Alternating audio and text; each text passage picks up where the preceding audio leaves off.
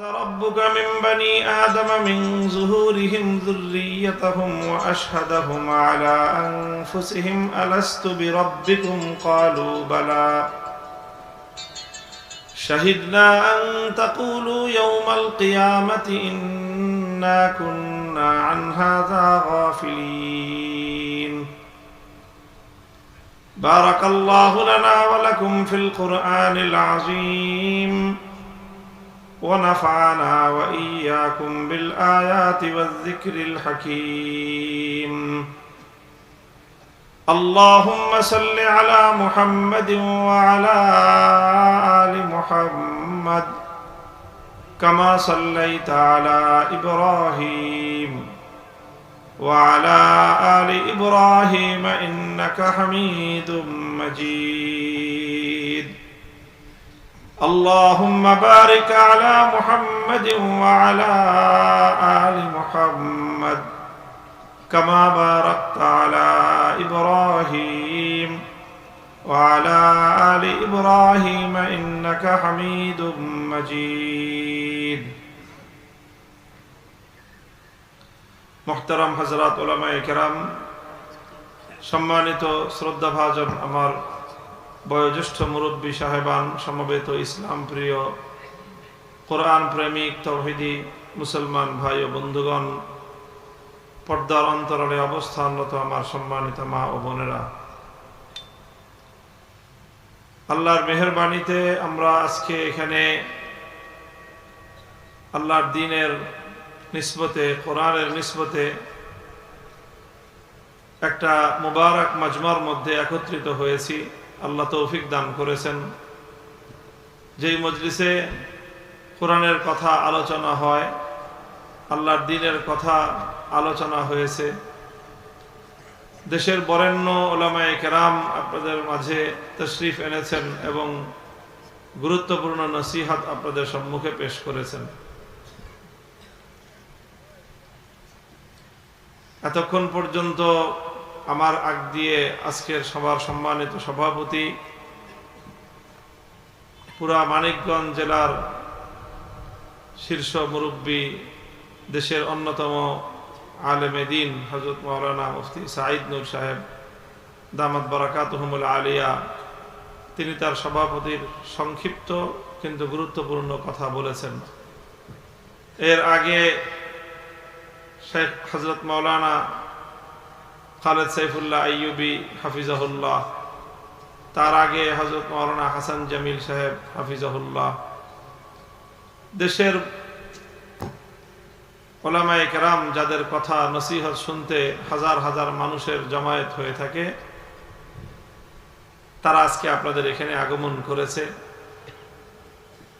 এখানে আমাদের সকলের আগমনের একটা সূত্র মাওলানা আইয়ুবী সাহেব বর্ণনা করে গেছেন একটা ব্যক্তিগত আত্মীয়তার সম্পর্কের সূত্র ধরে আপনাদের মাঝে আজকে আমাদের এই আগমন আল্লাহ পাক রব্বুল আলামিন আমাদের পারস্পরিক এই সম্পর্ককে আল্লাহর দ্বীনের জন্য কবুল করেন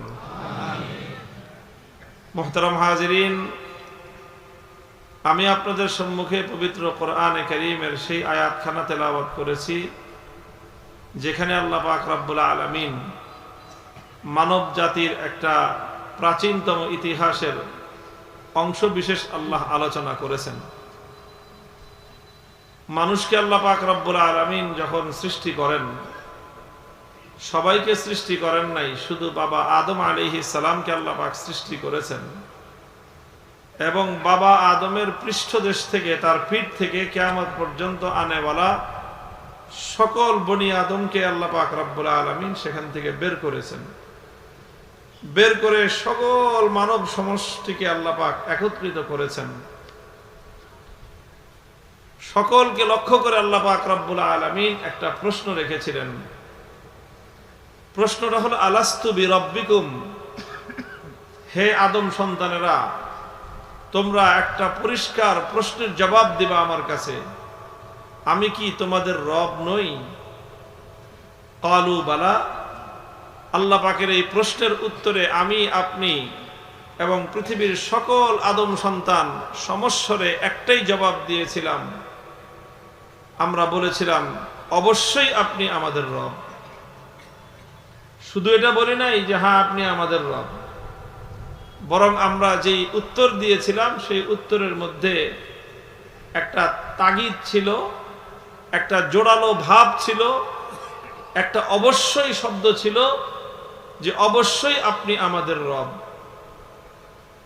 আমরা আল্লাহ পাক রব্বুল আলামিনকে রব বলার সময় সঙ্গে একটা অবশ্যই শব্দ যুক্ত করে দিয়েছিলাম, যাতে এই জন্যই অবশ্যই শব্দ যুক্ত করেছিলাম যেন এই ব্যাপারে আর কোনো সন্দেহ সংশয়ের কোনো অবকাশ না থাকে।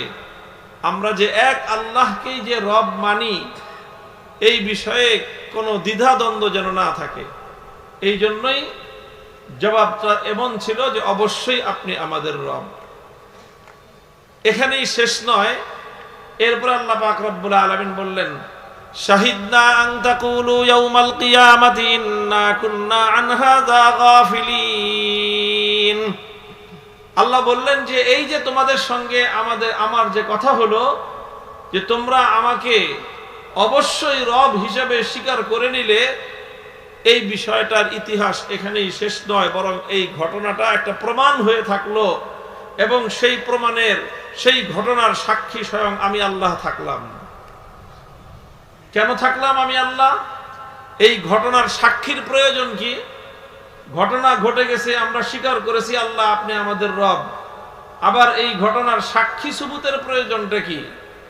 আল্লাহ পাক নিজেই বললেন সাক্ষী সুবুতের প্রয়োজন এই জন্যই যেন তোমরা আবার পরবর্তীতে যখন আমি আল্লাহ পাক রব্বুল আলামিন তোমাদেরকে এই বিষয়ে জিজ্ঞাসা করব যে তোমরা যে আমাকে রব বলে মেনে নিয়েছিলে, স্বীকার করেছিলে, তারপরে সেটাকে কতটুকু কার্যকর করেছো, বাস্তবে কতটুকু পরিণত করেছো, এই বিষয়ে আমাদের দ্বারা যেন কোনো ত্রুটি বিচ্যুতি না হয়, এই জন্য আল্লাহ পাক রব্বুল আলামিন কিয়ামতের দিন আবার এই বিষয়ে আমাদের কাছ থেকে হিসাব চাইবেন।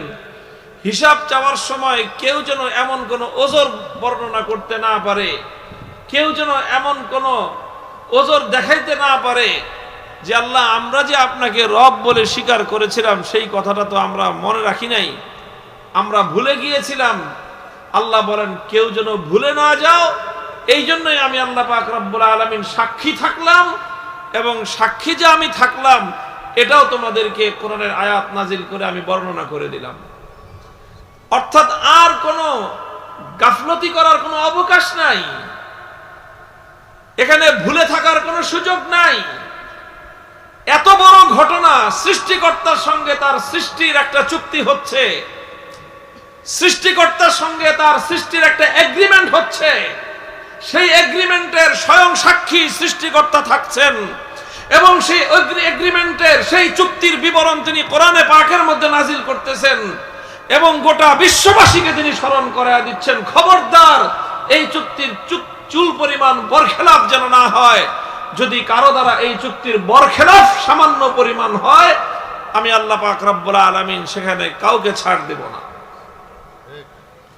মুহতারাম হাজিরিন, কথা আমি বেশি বলবো না এই বিষয়ে, শুধু এতটুকু কথা বললাম একটা বিষয় বোঝানোর জন্য যে আল্লাহ রাব্বুল আলামিনকে যে আমি এবং আপনি রব বলে স্বীকার করেছি, রব বলে মেনেছি, এই রুবুবিয়তের স্বীকৃতি প্রদান এটা খুব সাধারণ কোনো মামুলি কোনো ঘটনা নয়, বরং এটা মানব জাতির ইতিহাসের সবচেয়ে তাৎপর্যময় এবং গুরুত্বপূর্ণ ঘটনা। এবং এটা এমন না যে ঘটনা ঘটে গেছে বাস, পাস্ট ইজ পাস্ট, যা হয়েছে হয়েছে ভুলে যাও, না, এটা সেই ঘটনা নয়, বরং এটা সেই ঘটনা যেই ঘটনার পুঙ্খানুপুঙ্খ হিসাব আবার আল্লাহ পাক রব্বুল আলামিন নেবেন। এটা হলো সেই ঘটনা। মুহতারাম হাজিরিন, আল্লাহ পাক রব্বুল আলামিনকে রব মানার যে তাৎপর্য এবং গুরুত্ব, এটা অনেক অনেক গুরুত্ব। আল্লাহর রুবুবিয়তের ঘোষণার বিষয়টা খুবই গুরুত্বপূর্ণ মুমিনের জীবনে, মানুষের জীবনে। এই জন্যই মানুষ যখন মৃত্যুবরণ করবে, মানুষ যখন মৃত্যুবরণ করার পর তার আখিরাতের প্রথম ঘাঁটি কোথায়? কবর। কবরে যাওয়ার পরেই মানুষের ভাইবা পরীক্ষা হবে, একটা সংক্ষিপ্ত ভাইবা পরীক্ষা। সেই ভাইবা পরীক্ষায় প্রশ্ন থাকবে কয়টা? 3টা প্রশ্ন থাকবে।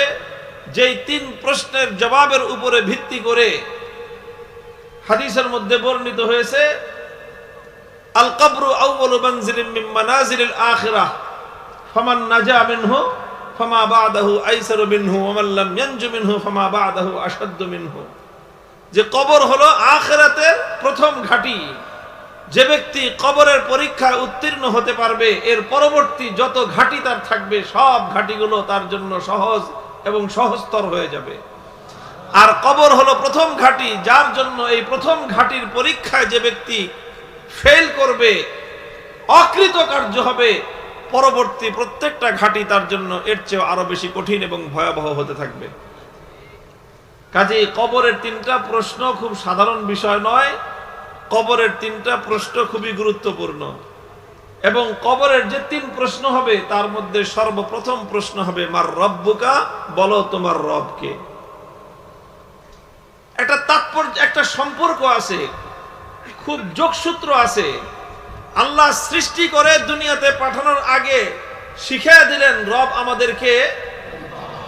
এরপরে আল্লাহ পাক রব্বুল আলামিন মৃত্যুর পরে সর্বপ্রথম আল্লাহর কাছে যাওয়ার পরেই সর্বপ্রথম আখিরাতের প্রথম ঘাটির প্রথম প্রশ্ন হবে মার রব্বুকা।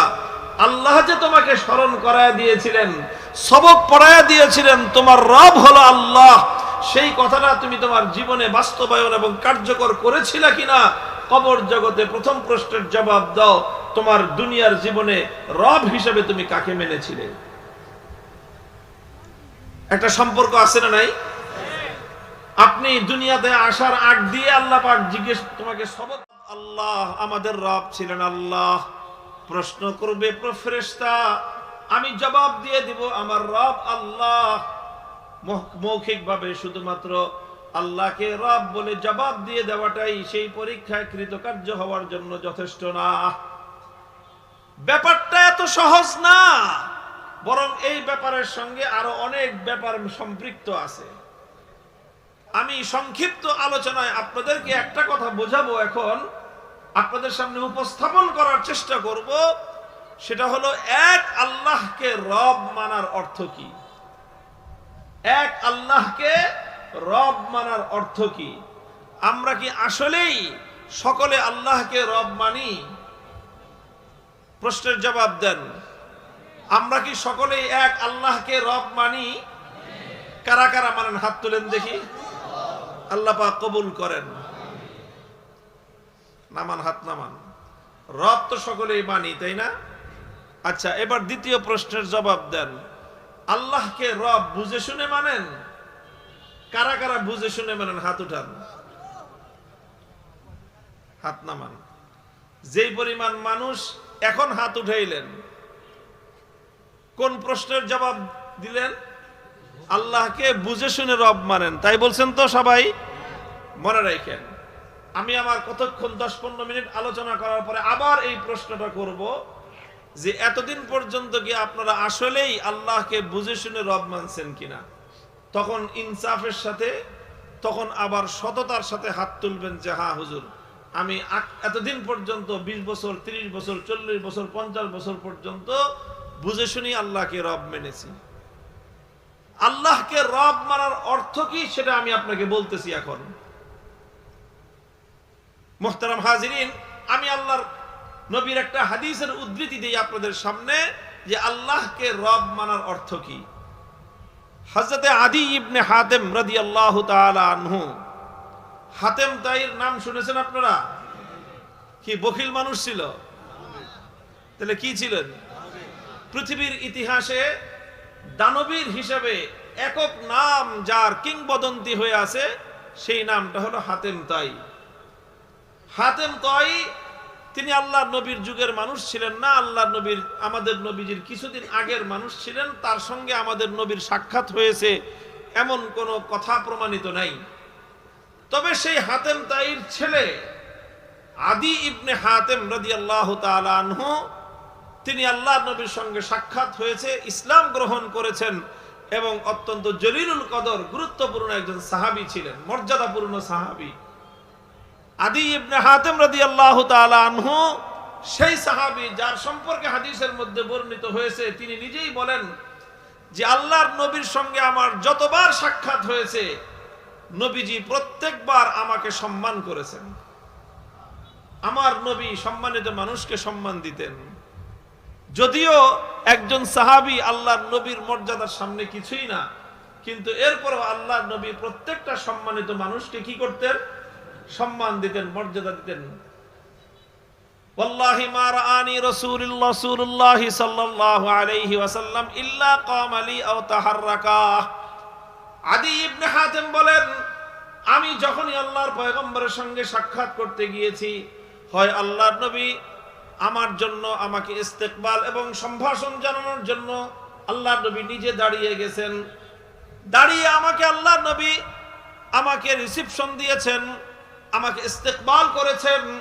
দাঁড়াতে না পারলেও অন্তত আল্লাহর পয়গম্বর নিজে যেইভাবে বসেছিলেন সেই জায়গাটা থেকে সরে গিয়ে আমাকে বসার জায়গা করে দিয়েছেন। আদি ইবনে হাতেম রাদিয়াল্লাহু আনহু তিনি ইসলাম গ্রহণ করবার আগে খ্রিস্ট ধর্মের অনুসারী ছিলেন। খ্রিস্ট ধর্মের অনুসারী ছিলেন, শুধু সাধারণ অনুসারী না, তিনি খ্রিস্টানদের একজন পণ্ডিত ব্যক্তি ছিলেন, শিক্ষিত মানুষ ছিলেন, এবং তিনি তার গোত্রের প্রধান ব্যক্তি ছিলেন, গোত্র প্রধান সর্দার ছিলেন। যখন তার গোত্র সহ তারা ইসলাম গ্রহণ করলেন কোন এক ঘটনার প্রেক্ষিতে, ইসলাম গ্রহণ করার পরে একদিন হযরত আদি ইবনে হাতেম রাদিয়াল্লাহু তাআলা আনহু নবীজির কাছে এসে একটা প্রশ্ন করলেন, বিনীত প্রশ্ন। তিনি বললেন যে ইয়া রাসূলুল্লাহ, আমাদের ধর্মগ্রন্থ কোরআনে পাকের মধ্যে খ্রিস্ট জাতি সম্পর্কে একটা অভিযোগ করা হয়েছে। আমি নিজে যেহেতু খ্রিস্টান ছিলাম, সাধারণ খ্রিস্টান না, একজন শিক্ষিত পণ্ডিত, একজন জানাশোনা খ্রিস্টান ছিলাম, খ্রিস্টান ধর্মের এলেম কালাম আমার আছে। সেই এলেমের ভিত্তিতে আমি বলতেছি যে আল্লাহর কোরআনের মধ্যে খ্রিস্টানদের সম্পর্কে যে অভিযোগটা করা হয়েছে, আমি যেহেতু নিজে খ্রিস্টান ছিলাম, আমার জানা মতে সেই অভিযোগটা আমার কাছে অবাস্তব মনে হয়। এটা তো খ্রিস্টানদের মধ্যে যেই দোষটা নাই, এমন একটা দোষ, এমন একটা অভিযোগ খ্রিস্টানদের সম্পর্কে কোরআনের মধ্যে বলা হয়েছে। আদি ইবনে হাতেম রাদিয়াল্লাহু তাআলা আনহু সাধারণ কোনো মানুষ না, শিক্ষিত একজন মানুষ, একটা গোত্রের প্রধান, সম্মানিত একজন মানুষ, এবং হাতেম তাইর মতো একজন বিখ্যাত মানুষের সন্তান। আল্লাহর রাসূল সাল্লাল্লাহু আলাইহি ওয়াসাল্লাম তাকে সম্মান করতেন। কাজেই তিনি যখন প্রশ্নটা করলেন, তো আল্লাহর নবী নড়ে চড়ে বসলেন যে ব্যাপারটা তো সাধারণ প্রশ্ন হবে না। বললেন, কি প্রশ্ন আদি? যে আল্লাহর কোরআনের মধ্যে খ্রিস্টানদের সম্পর্কে অমূলক কি অভিযোগটা করা হলো? তখন তিনি সূরা বারাতের সেই আয়াত তেলাওয়াত করলেন, যে আয়াতের মধ্যে আল্লাহ পাক রব্বুল আলামিন খ্রিস্টানদের সম্পর্কে বলেছেন, ইত্তাখাযু আহবারাহুম ওয়া রুহবানাহুম আরবাবাম মিন দুনিল্লাহি ওয়াল মাসীহ ইবনে মারইয়াম ওয়া মা উমিরু ইল্লা লিয়াবুদু ইল্লা লিল্লাহ। আদি ইবনে হাতেম বলতেছেন, ইয়া রাসূলুল্লাহ, আল্লাহর কোরআনে পাকের মধ্যে খ্রিস্টানদের সম্পর্কে অভিযোগ করা হয়েছে যে খ্রিস্টানেরা এক আল্লাহকে বাদ দিয়ে আরো দুই শ্রেণীর মানুষকে তারা রব বানিয়ে নিয়েছে। এক আল্লাহকে বাদ দিয়ে কয় শ্রেণীর মানুষকে? জবাব দেন, কয় শ্রেণীর মানুষকে? এক আল্লাহকে বাদ দিয়ে খ্রিস্টানরা দুই শ্রেণীর মানুষকে রব মানে, দুই শ্রেণীর মানুষকে তারা রব বানায়, দুই শ্রেণীর মানুষকে তারা রব বলে বিশ্বাস করে।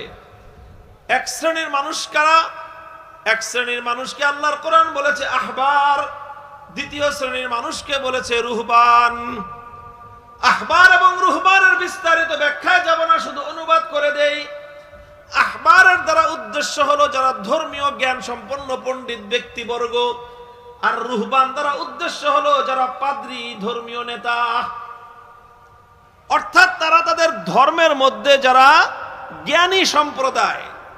বর্তমান আমাদের প্রচলিত বাংলার পরিভাষায় বলতে গেলে সুশীল সমাজ। আর একটা হলো রুহবান, যারা পাদ্রী, ধর্মগুরু। এক হলো তাদের মধ্যে যারা ধর্মীয় পণ্ডিত, আর এক হলো তাদের মধ্যে যারা ধর্মগুরু। এই দুই শ্রেণীর মানুষকে তারা কি বানিয়েছে? কি বানিয়েছে? রব বানিয়েছে। কি বানিয়েছে? রব বানিয়েছে। এটা কে বলতেছেন? কে বলতেছেন?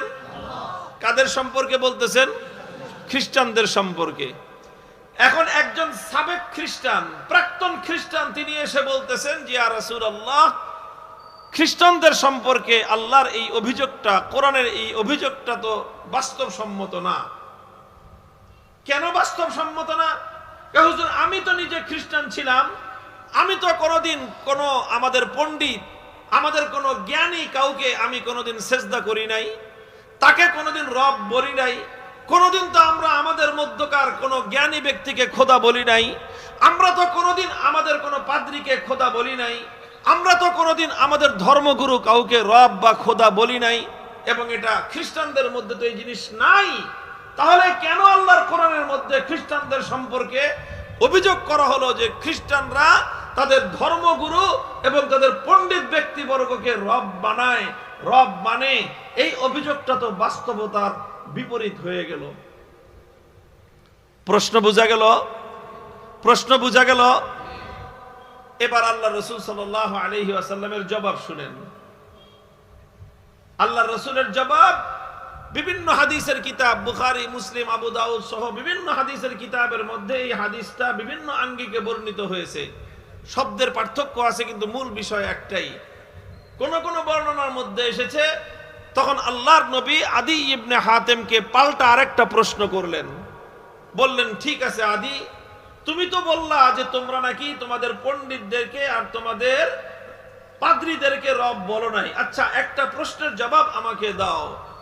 আলাস্তুম হাররামতুম মা হাররামু ওয়া আহলালতুম মা আহাল্লু।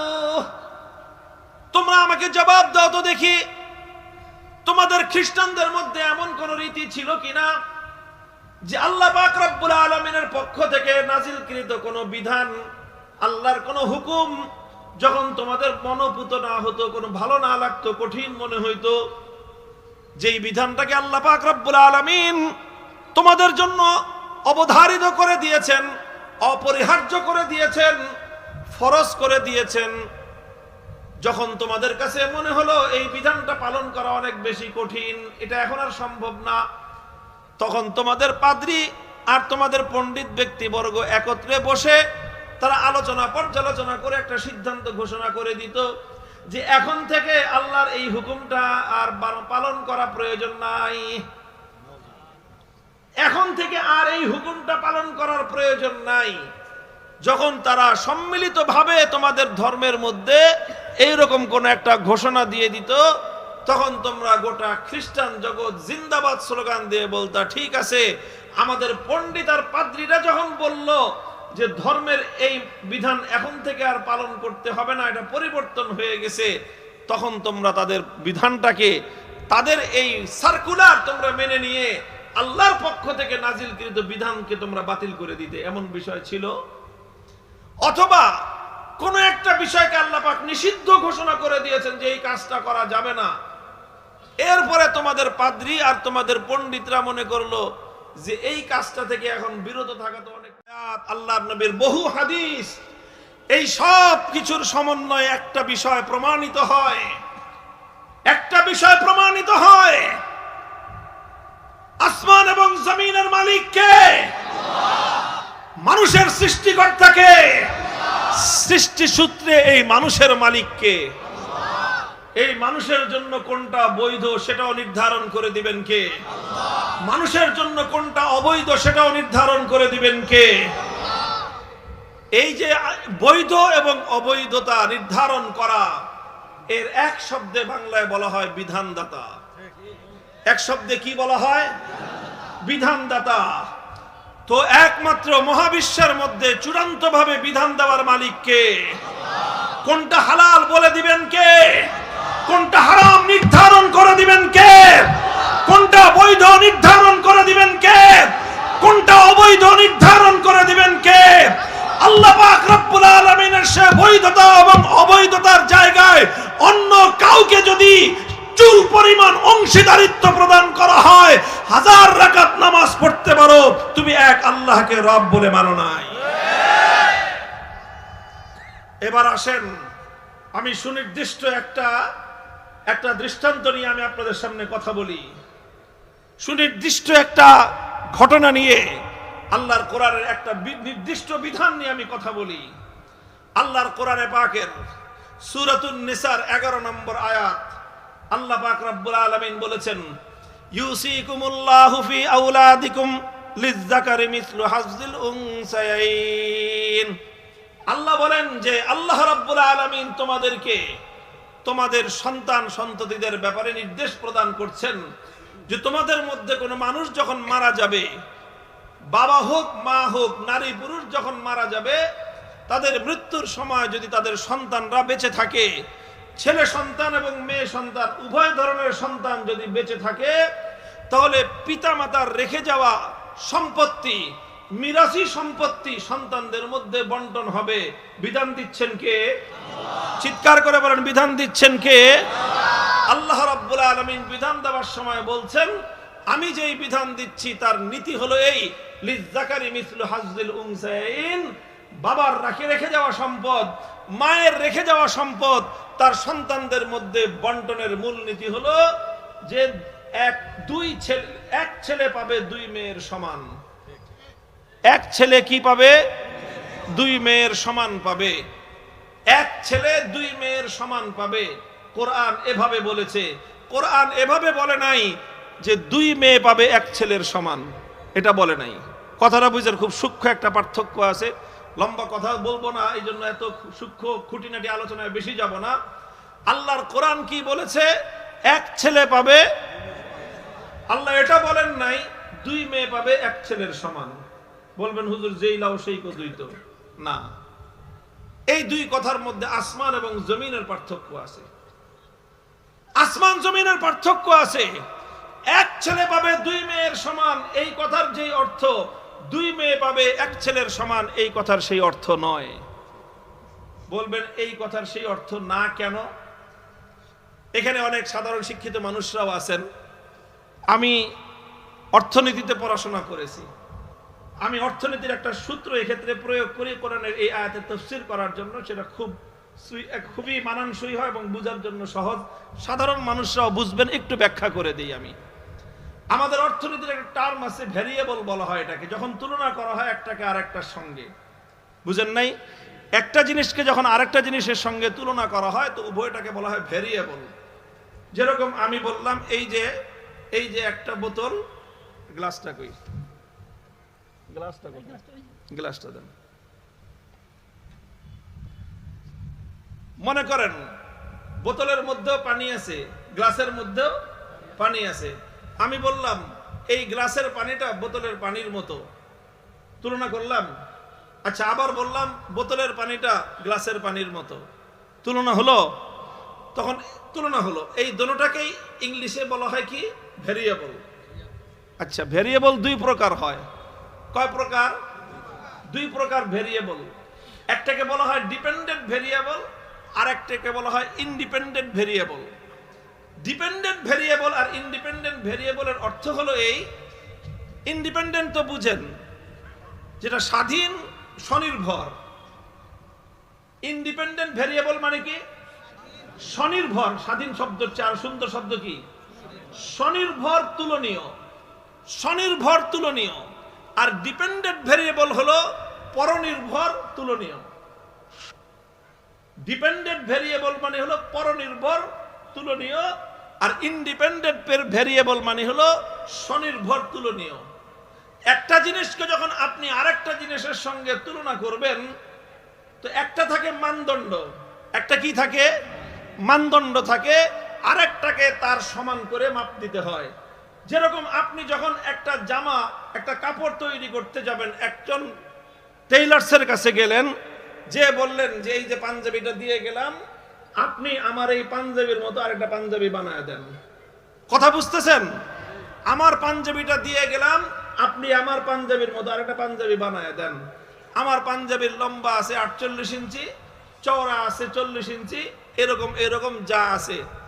এরপরে কিছুদিন পরে যে দেখলেন যে আপনার ওই যে টেইলার্স পাঞ্জাবি বানায় দিছে, 40 ইঞ্চির জায়গায় 50 ইঞ্চি বানায় দিছে। আপনি বলেন তো 10 ইঞ্চি যদি বাড়ায় দেয় পাঞ্জাবি আপনি নেবেন? এখন যদি সে বলে যে ভাই সমস্যা কি, আমি তো বাড়ায় দিছি, হবে না। তাহলে কি করবে সে? আপনার পাঞ্জাবির যেই মাপ সেই মাপ অনুযায়ী, আপনার কাপড়ের মাপ অনুযায়ী সে আরেকটা কাপড় বানায় দিবে, তাই না?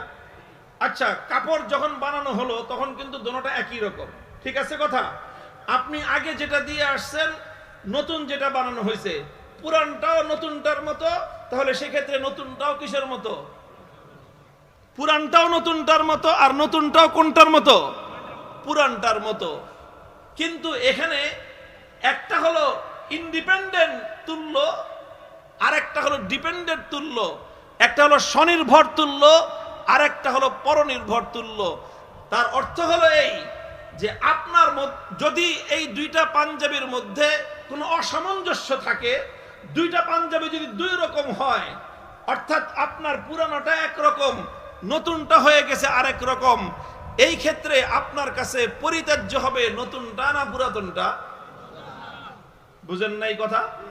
যে আপনি মনে করেন একটা পাঞ্জাবি দুইটা একরকম হওয়ার কথা, এখন দুইটা একরকম হয় নাই, ভিন্ন ভিন্ন রকম হয়েছে। তো ভিন্ন ভিন্ন রকম হওয়ার পরে আপনার কাছে একটা গ্রহণযোগ্য হবে, আরেকটা পরিত্যাজ্য হবে। গ্রহণযোগ্য হবে নতুনটা না পুরাতনটা? পুরাতনটা গ্রহণযোগ্য হবে। পরিত্যাজ্য হবে নতুনটা না পুরাতনটা? নতুনটা পরিত্যাজ্য হবে। নতুনটা পরিত্যাজ্য হবে কারণটা কি? কারণ আমি তোমাকে যে স্যাম্পল দিয়েছিলাম, আমি তোমাকে যে মানদণ্ড দিয়েছিলাম, আমি তোমাকে যে মাপ দিয়েছিলাম, তুমি যেটা তৈরি করেছো সেটা আমার মাপের মতো হয় নাই। এই জন্য তুমি আমার কাছে কোনো বিনিময় তো পাবাই না, মজুরি তো পাবা দূরের কথা, বরং উল্টা আমার কাপড়ের জরিমানা দিতে হবে তোমার। কথা ঠিক না বেঠিক? কারণ পুরাতন পাঞ্জাবিটাকেই বলা হয় ইন্ডিপেন্ডেন্ট ভেরিয়েবল, নতুন যেই পাঞ্জাবিটা বানানো হয়েছে ওটাকে বলা হয় ডিপেন্ডেন্ট ভেরিয়েবল। অর্থাৎ একটা হলো স্বনির্ভর তুল্য, আর একটা হলো পরনির্ভর তুল্য। পরনির্ভর তুল্য যেটা হয় সেটা সব সময় স্বনির্ভরের সঙ্গে মানুষ তুলনা করে পরনির্ভরটাকে গ্রহণ করে। পরনির্ভরটা যদি স্বনির্ভরের সাথে মিলে যায় গ্রহণযোগ্য হবে, পরনির্ভরটা যদি স্বনির্ভরের সাথে না মিলে তাহলে সেটা কোনোদিন গ্রহণযোগ্য হয় না। এবার বুঝেন, আল্লাহর কোরআন বলেছে লিজ্জাকারি মিসলু হাজ্জিল উনসায়াইন। তোমরা যখন পিতামাতার পরিত্যক্ত সম্পত্তি যখন বন্টন হবে, তখন এই বন্টনের মধ্যে ছেলেও পাবে মেয়েও পাবে। দুই মেয়ে যতটুকু পাবে এক ছেলে তার সমান পাবে। আল্লাহর কোরআন এভাবে বলে নাই যে এক ছেলে যতটুকু পাবে দুই মেয়ে তার সমান পাবে, না না, বরং আল্লাহ পাক রব্বুল আলামিন বলেছেন দুই মেয়ে যতটুকু পাবে এক ছেলে তার দুই মেয়ের সমান পাবে। তার অর্থ হলো আল্লাহ পাক রব্বুল আলামিন নারীর অংশটাকে ইন্ডিপেন্ডেন্ট ভেরিয়েবল বানিয়েছেন, পুরুষের অংশটাকে ডিপেন্ডেন্ট ভেরিয়েবল বানিয়েছেন। আল্লাহ পাক রব্বুল আলামিন নারীর অংশকে স্বনির্ভর বানিয়েছেন, পুরুষের অংশকে আল্লাহ পাক রব্বুল আলামিন নারীর অংশের উপর পরনির্ভর বানিয়েছেন। আচ্ছা, স্বনির্ভর আর পরনির্ভর বানানোর দ্বারা ফায়দাটা কি হয়েছে? উদ্দেশ্যটা কি হয়েছে? উদ্দেশ্যটা এবং এর দ্বারা যে ফলাফলটা আসলো সেই ফলাফলটা হলো এই, কোরআন বলতে চায় এক ভাই বাবার সম্পত্তি থেকে কতটুকু পাবে, এক ভাই মায়ের সম্পত্তি থেকে কতটুকু পাবে, সেটা প্রমাণ করবার জন্য আগে বোনের অংশ নির্ধারণ করতে হবে। আগে দুই বোনের অংশ নির্ধারণ করো। দুই বোন 50 টাকা 100 টাকা পাইলো, এবার ভাইয়ের অংশ বোনের অংশের সঙ্গে তুলনা করো। যদি এক ভাইয়ের অংশ দুই বোনের অংশের সাথে মিলে যায় তাহলে বুঝবো ভাইয়ের অংশটা শুদ্ধ হয়েছে। এক ভাইয়ের অংশ যদি দুই বোনের অংশের সাথে মিলে না যায় বুঝতে হবে ভাইয়ের অংশ প্রাপ্তি সঠিক হয় নাই। বোনের অংশটাকে আল্লাহ পাক রব্বুল আলামিন মানদণ্ড সাব্যস্ত করেছেন, নারীর অংশকে আল্লাহ পাক মানদণ্ড সাব্যস্ত করেছেন। নারীর অংশকে আল্লাহ পাক স্বনির্ভর অংশ বানিয়েছেন, পুরুষের অংশকে আল্লাহ পাক পরনির্ভর বানিয়ে আল্লাহ পাক রব্বুল আলামিন স্পষ্ট ভাষায় কোরআনের মাধ্যমে দুনিয়ার মানুষকে মেসেজ দিয়েছেন, ও দুনিয়ার মানুষ, উত্তরাধিকার সম্পত্তি যদি সঠিকভাবে বন্টন করতে হয় আগে পুরুষের অংশ নয়, আগে নারীর অংশ নির্ধারণ করো। নারীর অংশকে মানদণ্ড বানিয়ে তার সঙ্গে তুলনা করে পুরুষের অংশ নির্ধারণ করো, তাহলেই কেবলমাত্র আল্লাহর কোরআনের বিধান মান্য করা হবে। দুর্ভাগ্যজনকভাবে আজ আমাদের সমাজে আল্লাহর কোরআনের বিধানের এই যৌক্তিকতা, এই গুরুত্ব সমাজের মধ্যে কার্যকর নাই। সমাজের মধ্যে এখন কি হয়, কোন মানুষ মারা গেলে আগে তার ছেলে সন্তানরা যা যা নেওয়ার সব নিয়ে নেয়, সব নিয়ে নেয়। তারা গুরুত্বপূর্ণ মূল্যবান সম্পত্তিগুলো তারা নিয়ে নেয়, বোনদের সম্পত্তিগুলো, তারপর বাকি যা থাকে দিতেই তো চায় না।